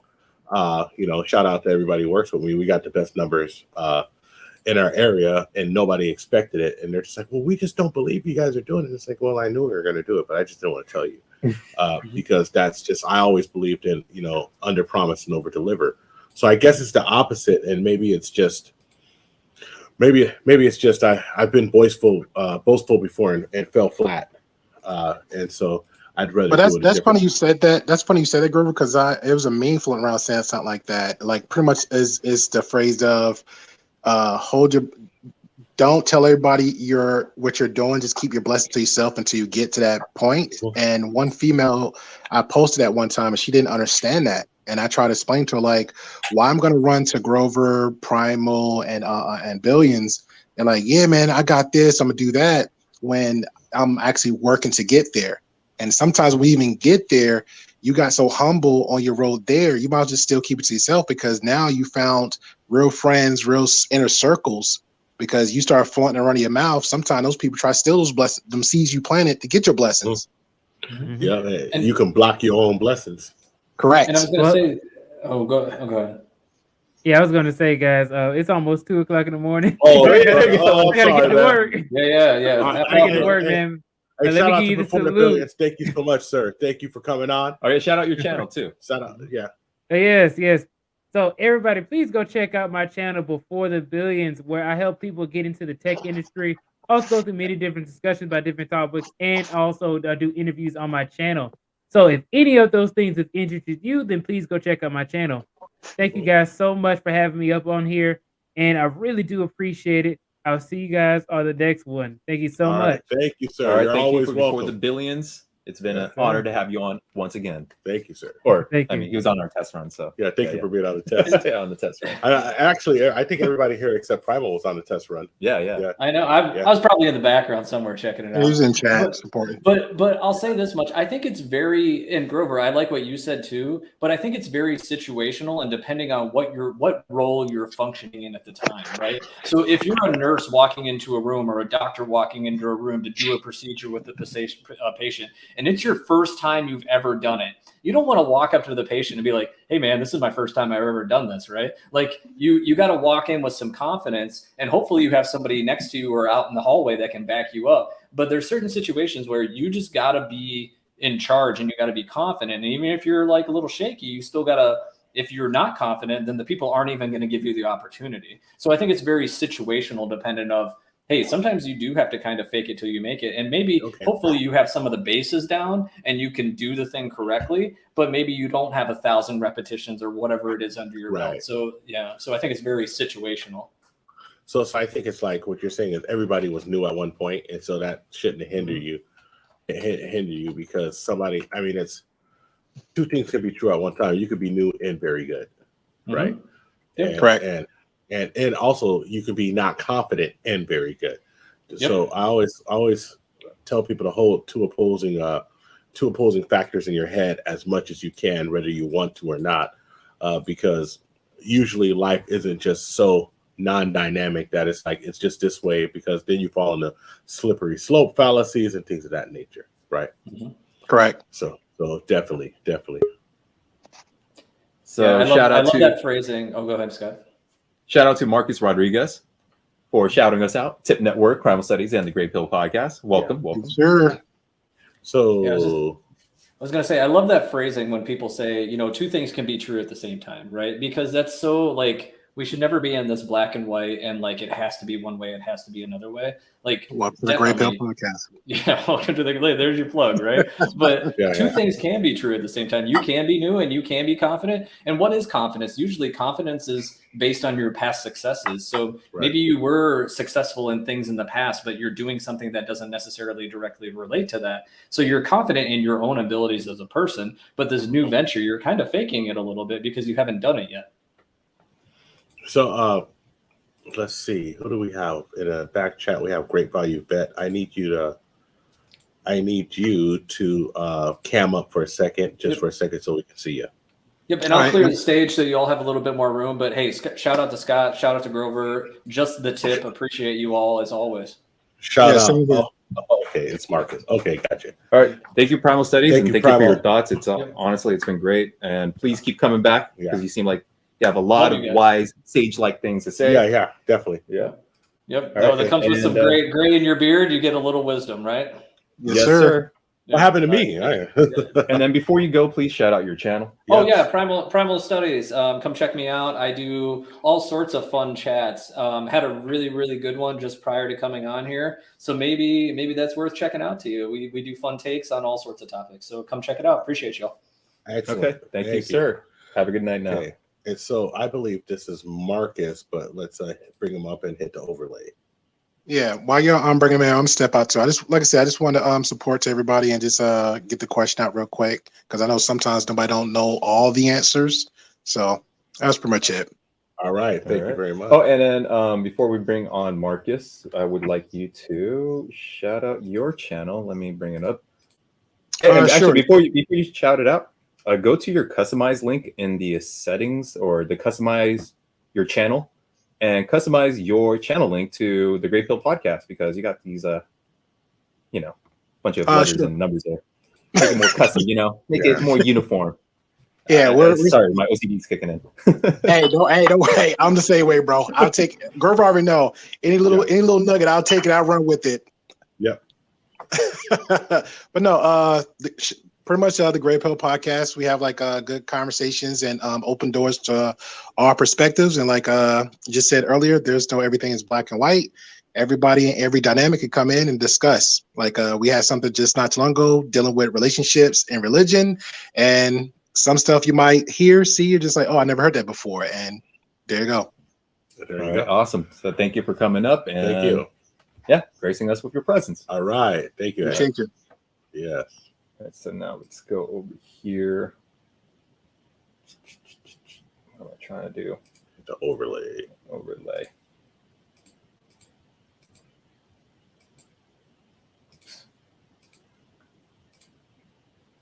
Hello, Great Value Vet. How you guys doing, man? How you doing? Good. How are you doing? Good. Just hanging in there, enjoying the Southern Cali weather for the moment. Yeah.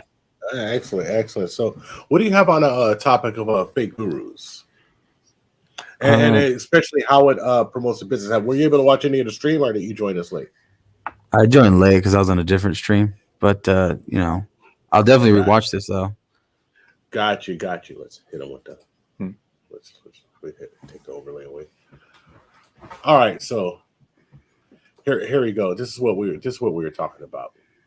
We were speaking about why so many people from different ethnicities, different financial backgrounds could actually fall for a fake guru. So we spoke about from prosperity preachers to Elizabeth Holmes, to like some folks maybe pick up artists in Fresh and Fit, or just pick up artists in general, or people who just sell a universal fix for dynamic people. And we're trying to discover what in the human psychology really makes people fall for that. And do you have any stories about people faking it till they make it that affected business or affected you personally that you could share with us? So as far as the whole fake gurus from the beginning, see that's what was playing in the back of my mind, because you guys had brought up a great point, and I'm thinking, well, if it's a fake guru, but the message is good, and then the benefit is good, and then the outcome is good. Yeah, I can. Go Go ahead. Sorry. No, I was gonna wait till you said what you were gonna say right now. Go Yeah, for it. because that's the reason why I like Joel Osteen. Like he has elements of that, and then the guy that inspired me to get on YouTube, he also has elements of that. And shout out to Ralph Smart, but like he has elements of that. So I know what you mean. Even with Fresh and Fit, I know we go after Fresh. Well, we don't go after Fresh and Fit, but we are critical of some of the things they did do. Yeah, but basically, we're pretty But killed. honestly, they were entertainment. Like actually, we found them really entertaining, and they do say things. They that know what is sells. objectively true. Yeah, and they know what sells too. Right. So And how when it how comes about to personally? Go ahead. personally, Yeah, how about personally? Has anything ever affected you? Somebody around you been scammed, and did you just wonder how they can fall for it or anything like that? I mean, I know you're a veteran. Shout out to you for serving. Are you? And thank you for your service. Are you currently in the military? no, I was in for about 6.5 years, 7 almost. 6.5 years. So that's a good stretch. That's a good stretch. I mean, I always Thank do a you lot for of your respect. service. I remember what you did for Uncle Sam. No, that was my father. That was his daddy. That was my Oh dad. no, I thought it was you because you were breaking it down. Like, my bad. No. What it is that a lot of the majority of my family served in the military, and I've been all over the many military bases, and but these military men shaped the person I am now. And oddly enough, my dad didn't want me to go to the military. He was like, "No, you can go to college. Just go directly and don't take the long route." But I have a lot of respect for veterans because I think it's besides the fact of regardless of where you fall on the political spectrum, it takes a lot for a person to go put themselves in harm's way. I don't care what you say. And so respect to you. I appreciate that, man. Yeah. I was just saying, like, personally, have you seen or had anybody affected? Because I've had family members and friends of my family members affected by scams and fake gurus. And I told a story about a preacher who was actually, a prosperity preacher who affected my father. And so do you have any stories like that to share with us? Yeah, I have a few. I have one based on the church, not the religion, but the church. Yeah, absolutely. Let's hear it. And I think because people conflate the religion and church as the same thing, but the church is more of a capitalistic institution, and the religion is separate. So then they villainize the religion in it. So, for example, there was a church that I knew of where it was going to set up this so-called mission to go to Brazil, and it was going to cost this amount of money, X, Y, and Z. We were going to get this done. We were going to go. We were going to reach out to certain embassies and stuff like that. Turns out people paid the money. Some people that went there, it didn't really go through what it said it was going to go through, and things weren't really built. Wow. And then on top of that, people, some people didn't really get what they paid for at all either. Not just for the experience, but to help out people over there. And that was a scam in itself, because that's what I felt like. I thought it was a scam, like sketchy. Like, you rob people of this, not only purpose, but also the people over there that you're supposed to help, whether it's medical, schooling, etc., and housing. So that's one for the religion. From a different standpoint, there was one of correct me if I'm wrong, but MLMs. Multi-level marketing, which are pyramid schemes. Yeah, exactly. Another great pyramid scheme that I heard of as well. Well, many people around the world. College can be used as a pyramid scheme because the majority of the degrees are useless, right? And they just basically sell you the experience of a fraternity, sorority, party. Get out of your house. But there are certain MLMs. There was a couple girls on Fresh and Fit that work for these so-called MLMs, these pyramid schemes that I did my homework on myself. Have you ever been approached on Instagram with people like coming at you MLMs? Oh yeah. I don't know if you call a certain one that rhymes with Schmimerica. You heard it? Yeah. Rhymes with Schmimerica. No. I don't know if it's legitimate, or I don't know if it was used. I think there was a case or something in the news where certain things have been exposed as a pyramid scheme. And I left it because I wasn't going to be able to make a certain living. I needed an hourly wage real quick to make some quick money, honest living for a bit. So, you know, there's that rhymes with Schmimerica, and there's the other ones too that I've heard. So yeah, what do I've you heard a think- little bit here and there. What do you think of the concept "fake it till you make it"? The concept of fake it till you make it. Like faking I it to make it where you're portraying yourself as, how do I say this? Like your presentation, you're dressing up in a business suit, you're going out there, you're attempting to build out your business, showing to people that you are more than you are, but you're in the progress of becoming a high value person. That's a great way to put it. Great way to make me think too. Appreciate it. Unfortunately, I think it's kind of the way that business is able to be run sometimes. I think sometimes that's how it makes it successful. That's unfortunate reality. But at the same time, if it can lead to a certain percentage number, there's certain ones that are faking it till you make it, but they still want to help out people. I don't get as mad with that. But the ones that I know that are scheming and the ones that are taking advantage of people, yeah, those are the people that deserve to get exposed more and get more of the punishment, I guess, if that makes sense. Yeah. I mean, just look at the picture of Elizabeth Holmes and Steve Jobs. She was attempting to fake it like a big time tech entrepreneur. Yeah, she really did fool a lot of people. It was crazy. She wanted to be. Matter of fact, I remember I was working in Silicon Valley at the same time. She was really coming up, and it was really, I mean, it felt Theranos fell apart. I believe 2017. So in 2014, she was all of the rage. 2015, she was all of the rage. It was amazing, and what they called her was the female Steve Jobs. That's what they called her all the time.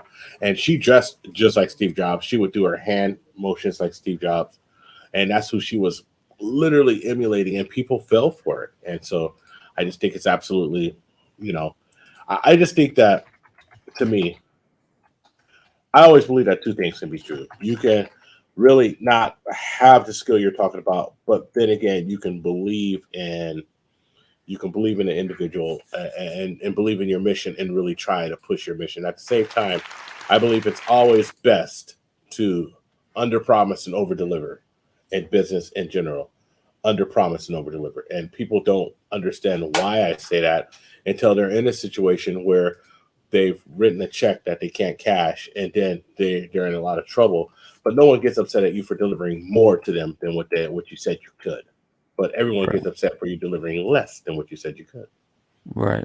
And I want to bring up this last point. I don't know if you guys are on a busy schedule. I appreciate you guys letting me up on here.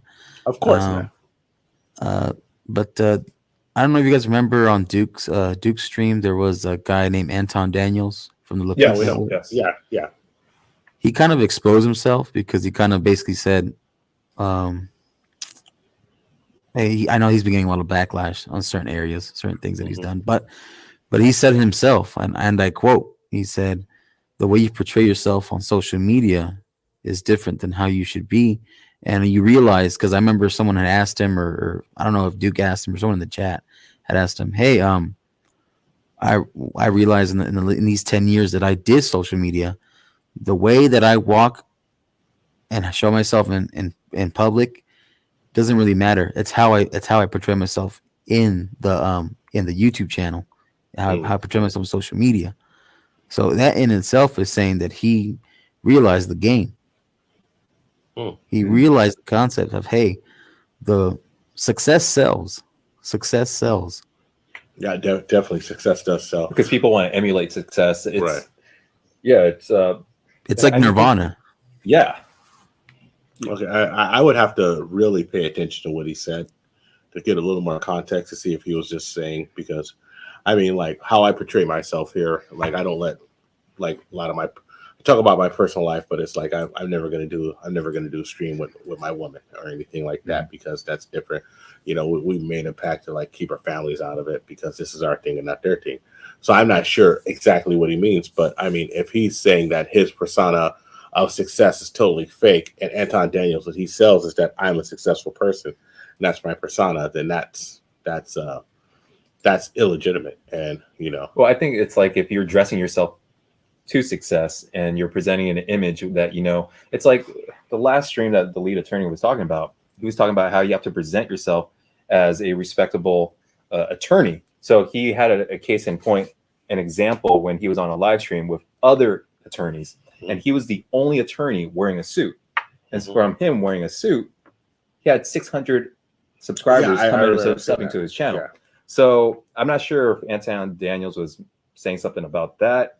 I'm sure it also was like showing yourself to be a success because you know that's going to get you more eyes. And that is a marketing tactic. And I think all of us are somewhat guilty of doing it, especially if we are in social media. Not us. We should struggle. I was like successful, and I tell people all of my failures, my setbacks. So successful. And I think another thing too that people got to realize is just because this person shows a more rambunctious level of success doesn't always equate to generational wealth or happiness or joy. Absolutely. And 100% true right there.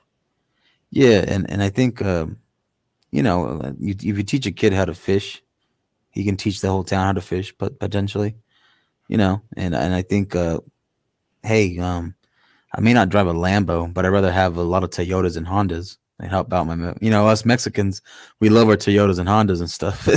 And you know, and we take the van, we don't care, we'll take it to feed the whole family, you know. So that's how I look at it, man. Oh, Marcus, I know far better than you know. I know.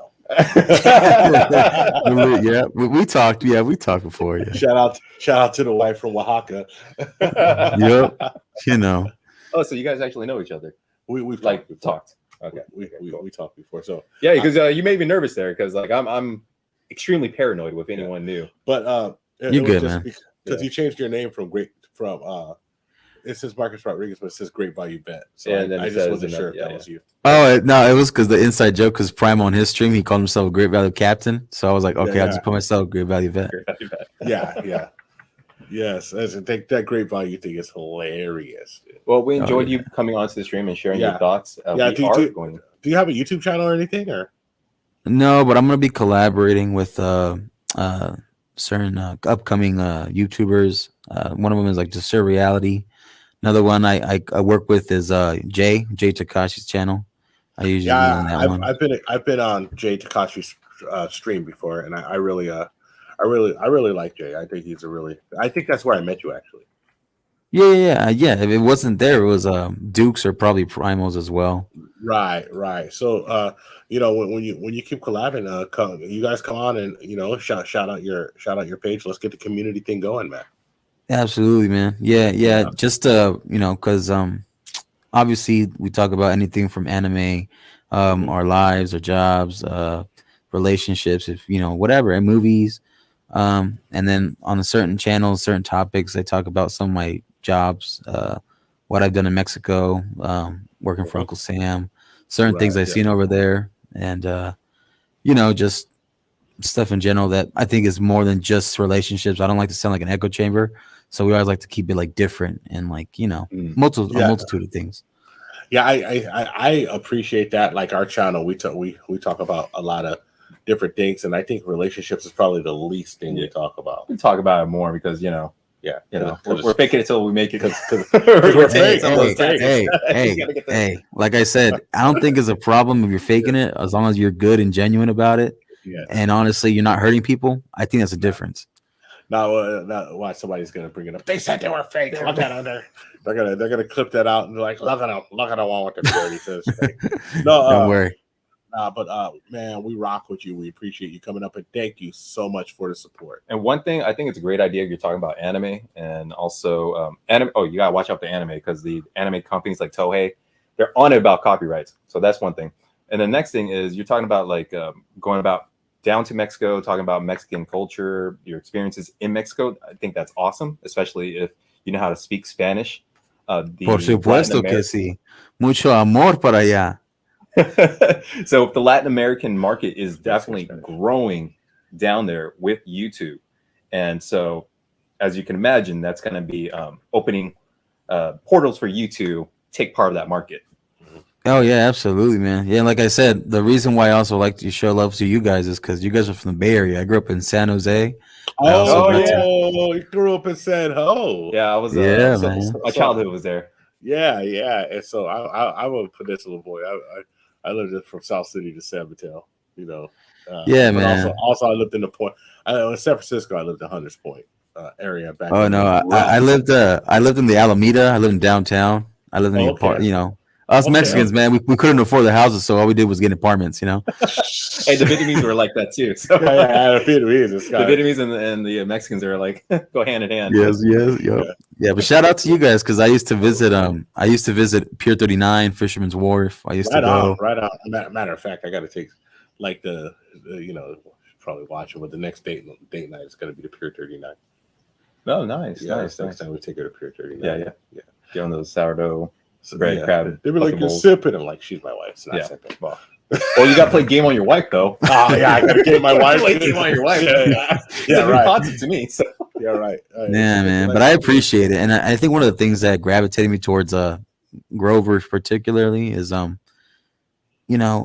think we should stop letting a border or a so-called wall that a former president said should define our relationship as different minorities in different countries. We should, we come together. We're all minorities, man, and it's like this country was built on the backs, like the slavery, the Trail-of-Tears, people that were, absolutely. People that migrated over here, So minorities need to stick together, man, and I think only we'll get up. Are you a fan of Russell Means? No, but I've heard of him. So the biggest thing that Russell Means said is that he looked at the situation. He said, "Look around, guys. You're all on a reservation now with us." And that was very, very poignant. Russell Means is one of the people that a good friend of mine, Hal Campbell, who's a native. He really turned me on to Russell Means, and I've watched a lot of Russell Means, a lot of his old speeches. It's documented. It's available on YouTube. A lot of knowledge that man drops. So, shout out to you and thank you for bringing that up. We're going to do streams like this Sunday nights. It's our business. It's our Monday morning business streams that we do Sunday nights because when I'm in the office on Monday, I can't have a beer. So we're going to try to do that stream. And then, we're going to develop a cadence. We're going to do a lot more than just have smoke shows. We'll have a smoke show once a month where we say, all of that smoke, late night smoke on a Friday night where we just talk crap and go in on it and this and that. Yeah, have self-made. Yeah. Act hella crazy. We'll have self-made come up and just break dance on people. Self-made. We'll have self-made and Papi Blanco get down, dude. Oh, no, you get Papi Blanco, it's a rap. Yeah, dude, Papi Blanco's my G, dude. But when we want to have shows like this when we talk about how regular life affects business and how, and helping people with even content creator economy, that's what we're really into. Then we're gonna have a show that every now and again we'll drop a pop topic if it comes up. But we want to know how this affects people because a lot of times people pay attention to stuff that was a lot of times people pay attention to things that's not really important to them and it's a waste of their time. But a lot of things that happen, they don't even know how it affects them. For instance, when the supply chain was breaking down, they don't understand how their prices are going to go up, how prices of things are going to go up 3-4 months later, and now we're having that effect. And so that's one of the things that I always want to bring the light to people. How things when you see all these boats stacked off the coast of in LA, how it's going to affect you. And so that's one of the things that we want to bring out. So that's the TIP Network. If you watched our old streams, we were super into stuff like that, but now we've just learned how to do it the right way. Catering to what the audience truly likes, and then Trojan horsing our actual message into our videos. Yeah. So anyway, we rock with you, sir. We're gonna close it out. Thank you so much for coming up, and of course, great value vet Marcus. The TIP Network rocks with you. You have a home up. You come up anytime, sir. Oh man, shout out to the Bay, shout out to the Warriors, and real quick, I just wanted to give a shout out to my father, my mother, if they are, because I know mamá, papá, los quiero mucho, los extraño. Gracias por todo lo que hicieron por mí cuando era chico, cuando era niño. Just saying thanks to my dad and my mom, for being there, for being the responsible, dutiful parents that they were. God bless them. God bless you guys here on this platform, your families, your loved ones. And Mexico is a beautiful country. It's unfortunate things that happen there, just like things that are happened here and other places around the world. But we can take it one battle at a time. But Yes, together, sir. hopefully. And that's it, man. Man, respect, man. And God bless you. And I'm all for the Pan-American continent because, I think we should have done more investing and paying more attention to our neighbors. Yeah. Especially in America, in the Americas. It's all good, man. Grab a taco. Yeah, it's all good. Hey, dude, I'm gonna tell you something. I'm gonna let you. I don't know what part of Mexico your family's from. That's from Michoacan. And my mom's from Michoacan. Yeah. And my mom's from Mexicali. Yeah. Your mom's from Mexicali, huh? Yes, sir. So we need those SFX. Or as they say, Chicali. Chicali's actually. Yeah, but Mexicali is one of my favorite places. When we get our stream deck, we're gonna have those sound effects, and we're gonna hit whatever. It's dusty there, but and Michoacan, y'all tough and mean. But that's my dad, man. Tough and mean. Not my like I said, the wife's from the wife's fans from Oaxaca, and so Oaxacan street tacos. The mole. Oh yeah. Enough said, homie. Man, I appreciate you guys letting me up on here, man. It was great. And the fact that, whenever I see you guys, I just think about my memories of childhood because of the Bay Area. So because we got that in the background for you, huh? Yeah, man. Because the last time I visited the Bay was 7 years ago. And even then the prices were high. And I'm like, we were paying $2,500-$300 for a studio, like an apartment, 1 bedroom. I'm like, I live in Southern Cali, man. I'm paying $1,200 for a condo. Yeah, well, let me tell you something. That deal you had for the studio, man. We have those prices now. We'd be happy. Oh no! All right, brother. Man. All right. So thank you so much. We rock with you, and we'll holler at you later, my G. Peace, man. Take care, guys. All right. Good night. Okay. So, man, thank you for joining us for our third struggle stream. But I just noticed that it's better and it's cleaner each time. Shout out to Scott for getting it together. Take off your glasses. Distracting. Sometimes you lose your eyes because of the green screen.